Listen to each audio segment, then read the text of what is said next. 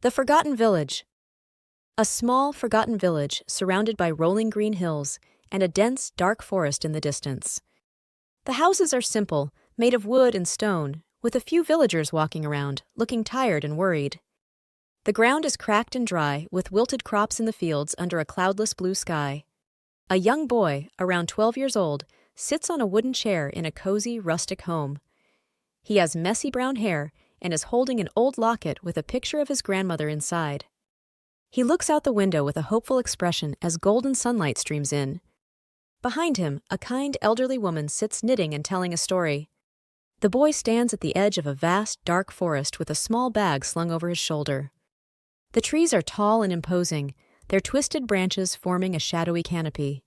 Sunlight filters faintly through the dense foliage, creating a mysterious, adventurous atmosphere. The boy wades through a fast-flowing, icy river under a cloudy sky. His face is determined as he clutches his bag tightly. Nearby, wild animals like deer and birds watch from the trees. Sharp rocks and fallen branches make the crossing treacherous. In a golden sunset, the boy steps into a magical clearing surrounded by towering trees.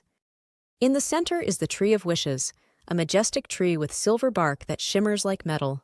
Its leaves sparkle like emeralds, and a soft, golden glow surrounds it. The boy stares in awe, his hand reaching out to touch the glowing trunk. The boy stands before the glowing tree, his hand on its trunk. The tree's aura brightens, casting golden light around the clearing. In the sky above, dark clouds gather, and a faint glow of lightning begins to form, signaling an approaching storm. Back in the village, the sky is dark with rain clouds. Heavy rain pours down, soaking the dry, cracked earth. Villagers dance in the rain, their faces filled with joy and relief. The once wilted crops are beginning to look green and healthy again. The boy stands in the middle of the village, smiling as he watches the scene. The boy, now slightly older, stands in a lush, thriving field under a bright blue sky. Villagers are working together, tending to crops and conserving water in large barrels.